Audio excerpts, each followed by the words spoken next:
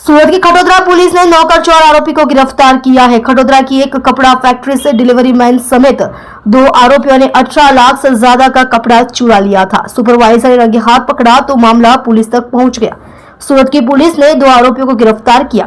आरोपी प्रकाश प्रसाद गुप्ता पिछले 6 साल से डिलीवरी का काम कर रहा था। 2 साल पहले काम छोड़ गए नरेंद्र मिस्त्री नाम के आरोपी के साथ मिलकर चोरी करता था।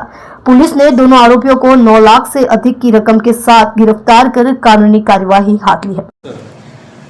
खटोदरा पोलीसની હદમાં પરમાનન્ટ ઇન્ડસ્ટ્રીયલ એસ્ટેટ આવેલ છે, જે એસ્ટેટમાંથી કેટલાક કાપડ ચોરી થતું હોવાનું કારખાનાના સુપરવાઇઝરે ડિટેક્ટ કરેલ। ચલણ વગરનો માલ નીકળતો હતો, જે પ્રકાશ ગુપ્તા લઈને જતો હતો। તેને અટકાવેલ। ત્યારબાદ ખબર પડેલ કે આ માલ ચોરી થઈ જાય છે, જેથી તેણે એના માલિકને જાણ કરેલ।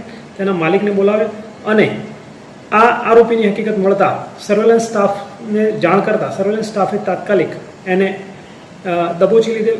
ત્યારબાદ ઘનિષ્ઠ પૂછપરછ કરતા સામે આવેલ કે તે 2-2.5 વર્ષથી આ રીતે નાનો છૂટક ચોરી કરતો હોવાનું કબૂલેલ છે।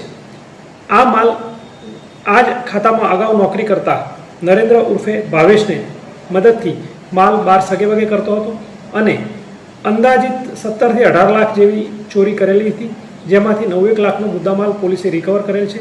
કાયદેસરની કાર્યવાહી કરેલ છે અને હાલ આરોપી રિમાન્ડ પર છે।